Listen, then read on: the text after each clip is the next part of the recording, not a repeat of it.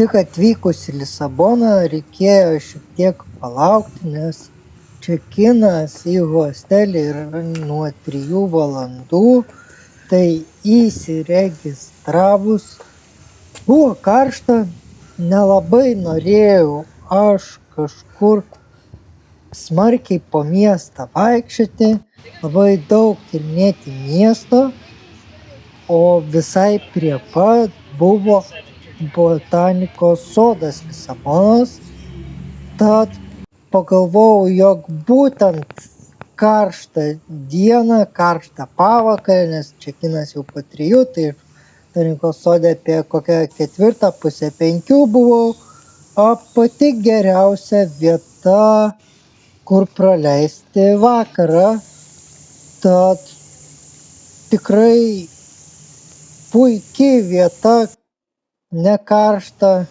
gaivu, daug šešėlio, gražu, daug paukščių, daug kvapų ir puikiai pailsėjau po kelionės į Lisaboną.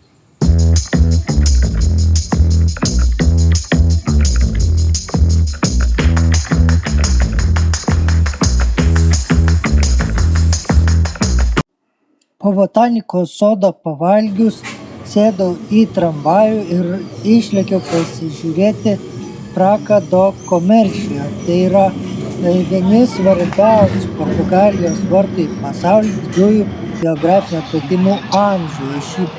Būtent iš šio uosto išplaukdavo laivai į Afriką, Aziją, Ameriką, o grįždavo su prekėmis bei žiniomis iš viso pasaulio. Čia prasidėdavo Portugalijos kelias į pasaulį, čia Europa atsiverdavo pasauliu, tai buvo vieni svarbiausių vartų į pasaulį didžiųjų geografinių atradimų amžiuje.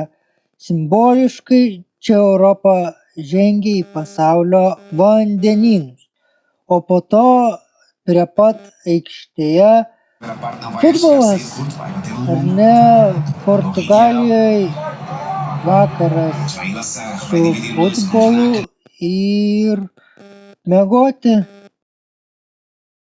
Bet važiuojant čia aš pradėjau galvoti, jau antra diena, kaip aš Lisabonoje, ir ne vaibas, kažkoks ne vaibas, kažkas yra. Ir aš atsiminiau Samošką, yra minėjęs, kad jisai sostinės dažniausiai nevažiuoja, jisai jas aplenkia, nes yra brangiau dažniausiai negu visur kitur sostinėje, didelis judėjimas ir visa kita, toksai ne vaibas. Tai kultūriškai absoliučiai aplink sostinę telkiasi tos valstybės arba to regiono istorija, bet tu čia turi, jisai važiuoja jau maks kultūrintis. Ir turiuomenį nekultūrintis, kad praėjai pro senamiestį patyrinėjai, bet yra muziejai, galerijos ir taip toliau ir panašiai.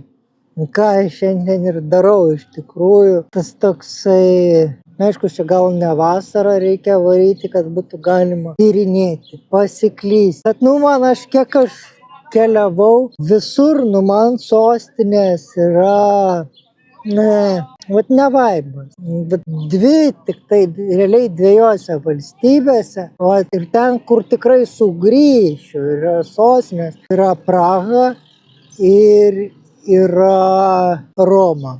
Roma yra pasaulio sostinė, tenais jau atskira kalba, bet ir Prahoje tikrai aš praleidau pirmą mano solo kelionę, aš praleidau tyrinėdamas, būtent nebuvau nei vienam muziejui, nei vienoj galerijoje, iš tikrųjų tais. Jau Budapeštas, jo fainiai, cool, daug paveldo įdomu, bet ne vaibas. Buvo burnautas didelis, Apie vieną štilių. Viena yra Babajų sostinė. Gal aš gyvenau taip, nežinau, bet tenais turkų buvo daugiau negu vietinių. Aš į Turkų rajoną pakliuvau, bet čia pasako daug irgi apie vietą. Tada ne sostinė, bet irgi didžiulis miestas. Va pernai Marselis, kur toksai būtų užtekę deitripo. Tenais tiktais į urvus, kai leidosi, vienintelis įdomesnis dalykas, kas liko Marselį. Ir bažnyčia. Daugiau nelabai kažko yra. Ko man pamatyti? Aš nekalbu už visus, aš kalbu apie vaibą. Ir va čia irgi lygiai tas pats, jau antra diena Lisabonoje. Bet ir ne vaibą. Daug žmonių, reikia ieškoti spotų. Vakar mano portugališka vakarienė buvo burgeris.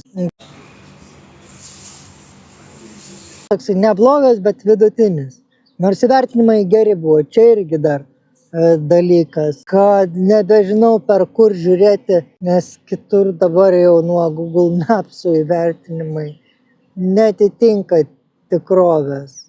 Bet, viskas okei su burgeriu, tiesiog nestebuklingas, aš aikiu skaniau pavalgau. Ir turi ieškoti pastoviai sostinėse spotų.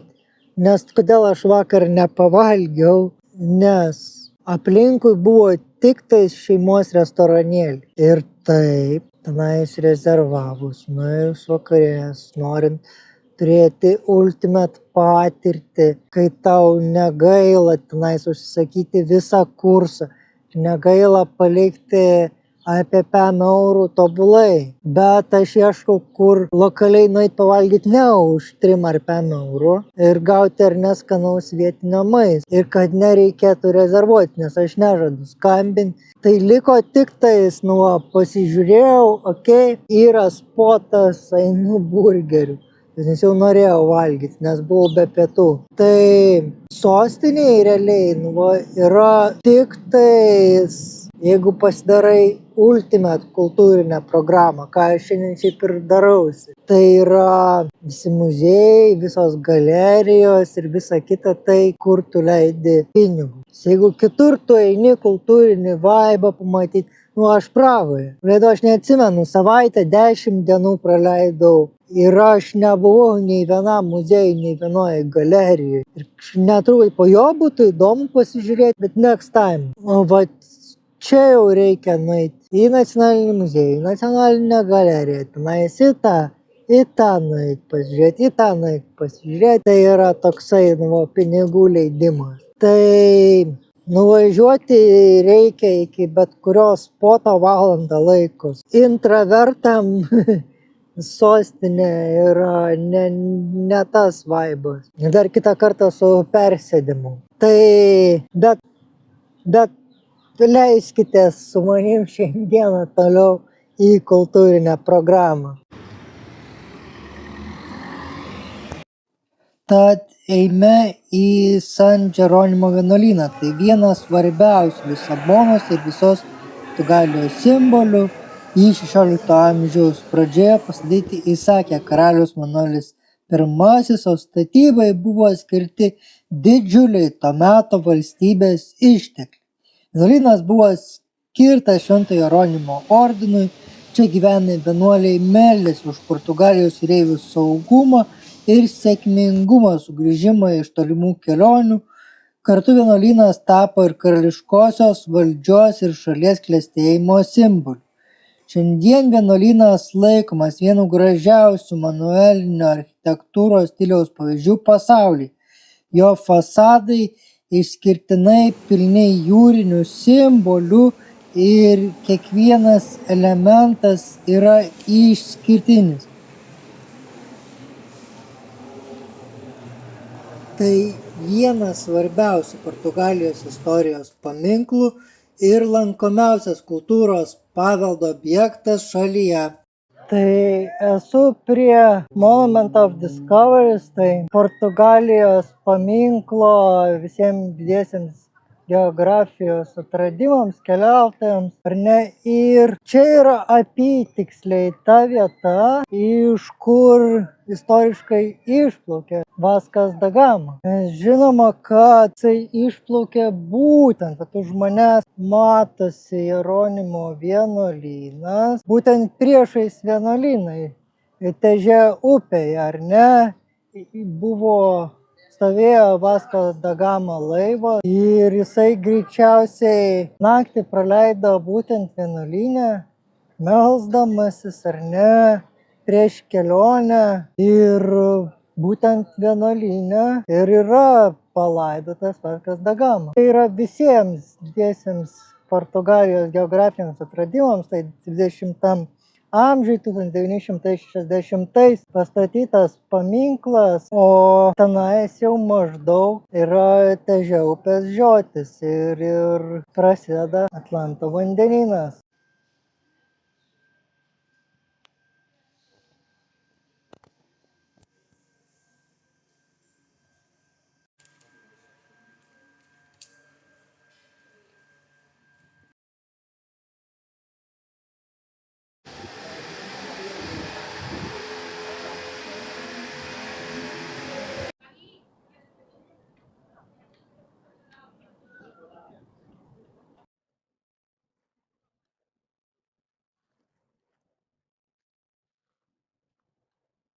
Tai kas esate muziejų žmonės, tai tikrai nesupraskite klaidingai manęs.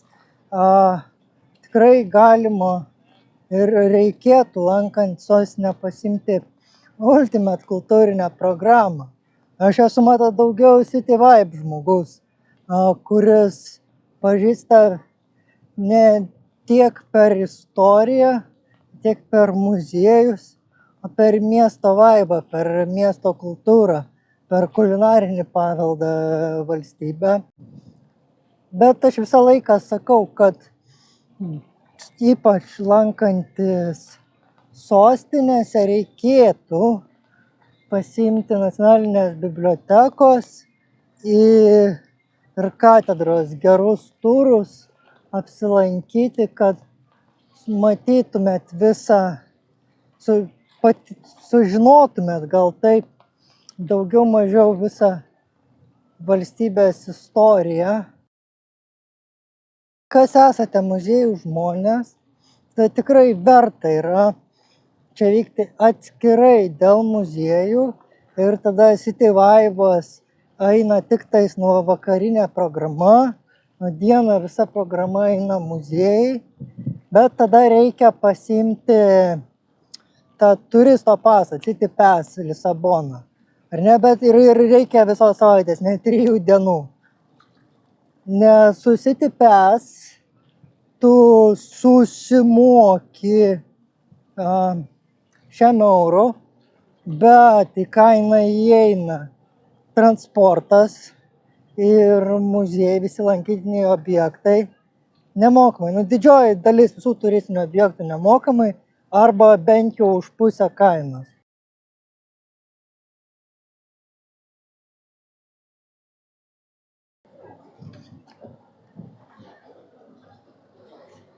Tai už manęs yra Belem bokštas, tai jisai pastatytas valdant karaliui Manueliui I ir tai yra jis žymi realiai Portugalijos aukso amžių. 1514, 1516 lygtais jisai pastatytas. Ne tik, kad saugotų Lisaboną nuo priešiškų laivų, bet ir simbolinis toksai vartais į Lisaboną, nes būtent čia paskutinis vaizdas, kurį matydavo jūreiviai išplaukiant į Atlanto vandenyną, ir pirmasis namų vaizdas, kurį matydavo grįžtant, ar ne, į Lisaboną. Ir jisai žymi tą didžiųjų geografinių atradimų Portugalijos istorijoje aukso amžių.